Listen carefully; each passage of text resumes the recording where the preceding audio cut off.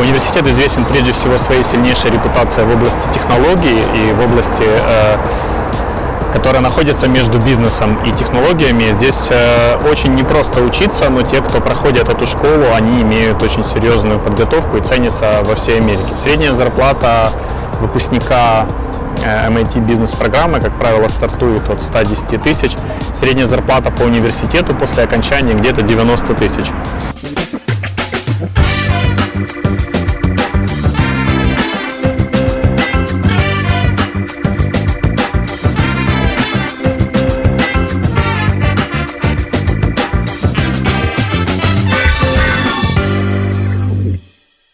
Поступить сюда непросто. На самом деле, один из важнейших факторов, на которые смотрят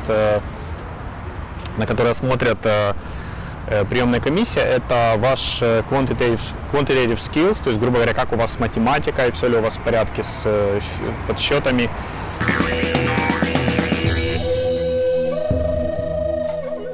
Ребята, мы находимся сейчас в MIT, и вот на заднем плане у нас офис Executive MBA программы. Здесь принимаются решения о том, как будет выстроена программа, кого принять, кого не принять. В общем, такое достаточно известное место. Сделаю вам небольшую прогулочку по MIT и посмотрим, как здесь все выглядит и работает.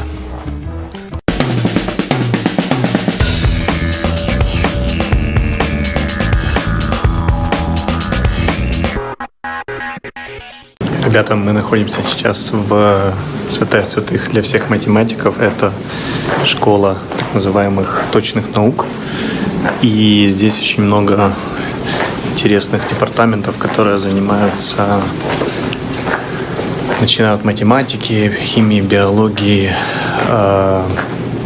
Вот я вам сейчас покажу. Вот такие себе игры разума здесь находятся.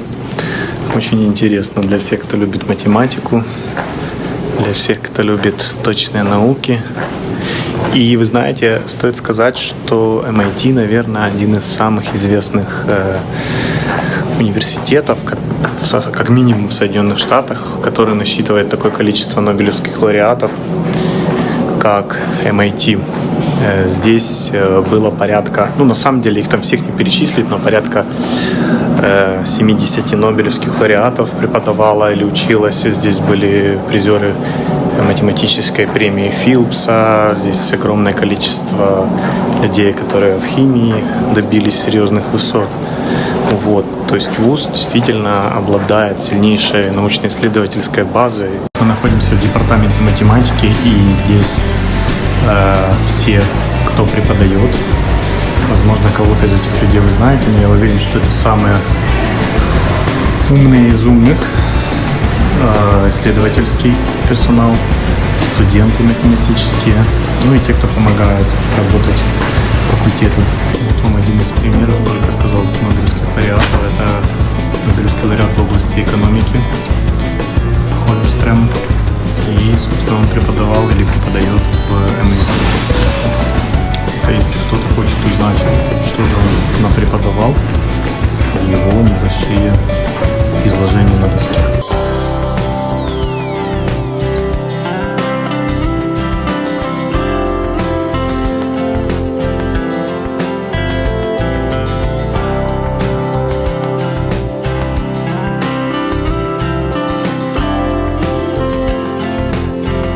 Это известная личность, основатель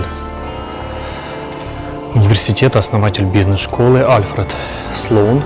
Вы можете более подробно познакомиться. Он был одним из изобретателей известных, филантропист, и большую, скажем, часть своей жизни, большую часть своего состояния он потратил именно на то, чтобы помочь школе появиться в том виде, в котором она есть. Он был одним из президентов и основателей General Motors и управлял компанией более 2 десятилетий. И, собственно, стал одним из стоял у истоков MIT. И в его честь в 1963 году была школа, названа MIT Sloan. Так что сделайте ваш вклад в школу, и ваше имя тоже будет здесь вписано. Кампус MIT состоит из нескольких корпусов, на самом деле их здесь очень много. И это мы находимся только в части, которая связана с бизнес-школой. Но все корпуса, они нумеруются буквами и цифрами. Такая вот особенность MIT. Очень много интересных светлых пространств, где студенты могут учиться, отдыхать, спать иногда, когда у них на это есть время. Вот. И вот сейчас мы находимся на втором этаже бизнес-школы. Очень красивое здание с большим количеством мест для уединения, аудиторий. Вот, собственно, так выглядит одна из ведущих бизнес-школ, известнейших в мире. Многие комнаты названы именем известных людей, которые сыграли значимую роль в жизни MIT. И если вы отличились, вы можете также оставить свое имя здесь, так сказать,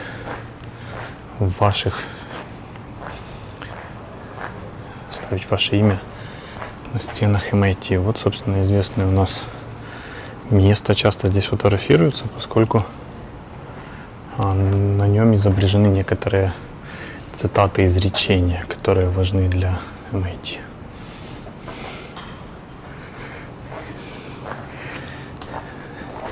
Кафетерий. Красивый кафетерий, в котором можно увидеть много людей, гиков, IT-гиков, сидящих, что-то решающих здесь. Вот я вам его и показываю.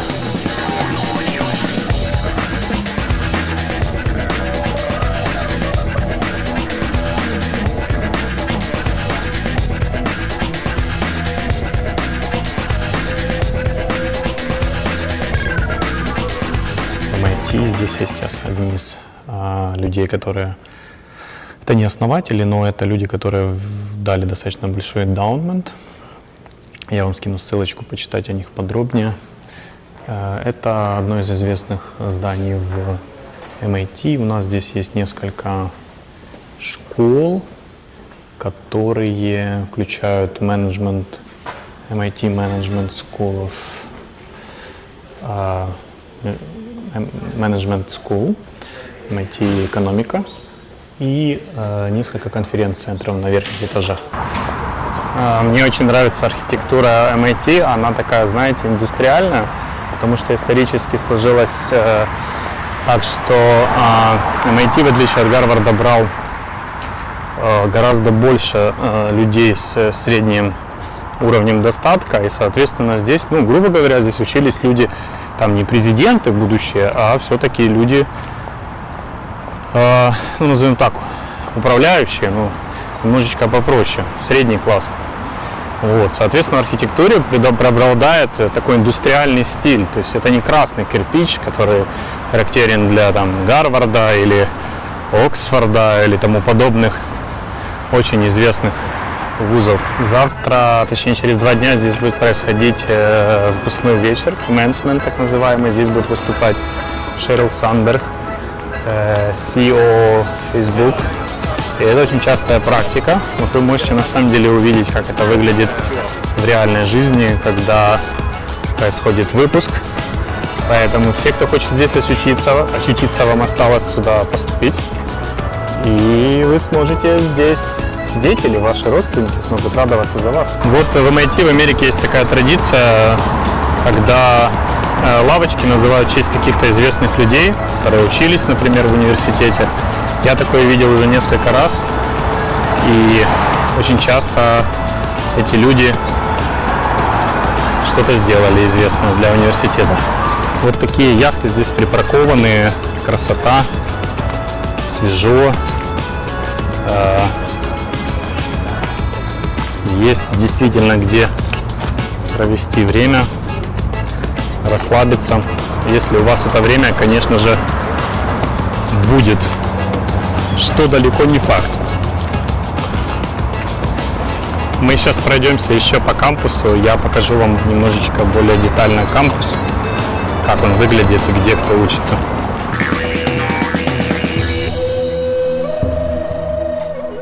Ребятки, немножко про Бостон, про то, что окружает здесь студентов, которые живут. Бостон — это, как вы знаете, город в штате Массачусетс и очень красивый, очень своеобразный город, который сыграл большое историческое значение в жизни Америки. И вот что стоит сказать об этом городе? Ну, несколько есть характеристик. Прежде всего, город очень недешевый, он красивый, он замечательный, он исторический, культурный. Вопрос в том, что он не дешевый, он, наверное, один из 3 самых дорогих городов в Соединенных Штатах. Жить здесь непросто, студентам приходится снимать различные общежития или различные недорогие варианты искать, поскольку, как вы понимаете, не каждый себе может позволить, например, платить $4000 за жизнь в одной двухкомнатной квартире. Сейчас мы вот проходимся вдоль реки, которая разделяет две части, так сказать, Бостона. Да? Здесь есть город Бостон, город Кембридж, и на его берегах находятся известные университеты. Сегодня очень солнечный день, красиво. Вы видите, бегает много людей. И студенты, которые здесь учатся, они на самом деле, поверьте мне, испытывают большую достаточно нагрузку, большой стресс. И для них, для многих, это возможность провести время здесь, отдыхая на реке. Здесь очень сейчас свежо, приятно, не жарко, в отличие от южных штатов. И здесь можно взять яхту. Вот вы увидите, плавают под парусом люди. Можно взять яхту с логотипом MIT и на ней поплавать. Погода в Бостоне для тех, кто собирается учиться здесь, следующая. Приблизительно здесь 4 сезона. Как правило, бывают достаточно снежные зимы, но все равно это мягче зимы, чем в Москве или, к примеру, в Киеве, и тем более в Казахстане. И, соответственно, эти зимы, они переносятся немного легче, с одной стороны. С другой стороны, если вы рассчитываете на исключительно теплую погоду, солнечную, это не так. Погода меняется очень быстро в течение дня, и это нужно учитывать, поскольку здесь есть фактически 4 сезона. О университетской жизни еще стоит сказать следующее, что MIT это своего рода аналог в какой-то мере наших политехнических вузов, да, это Бауманка, МФТИ, это КПИ и так далее. Соответственно, люди, которые здесь учатся, они, мы их называем гиками, да, то есть это люди, которые хорошо считают, которые хорошо соображают. Соответственно, у них здесь очень много интересных, смешных традиций. Одну из традиций, которую я услышал, она состоит в следующем, что когда студенты лет так 60 назад или 70 напились, строился мост, называется Гарвардский мост, и они выпили хорошо, им нужно было измерить длину этого моста. И вот есть такая легенда, что они взяли одного из студентов, который очень хорошо выпил, и его телом измерили длину этого моста. И хотите верьте, хотите нет, но официально длина его, так сказать, тела, она была внесена как единица измерения, которая характерна для англосаксонской системы. Вот. И почему назвали Гарвардский мост, когда спросили выпускников MIT, почему же вы назвали мост Гарвардским, если на самом деле, согласно традиции, была брошена монетка, да, и выиграл MIT, на самом деле, должно быть MIT мост. Они сказали, что мост был не очень надежно построен, поэтому мы решили все-таки его назвать Гарвардским мостом.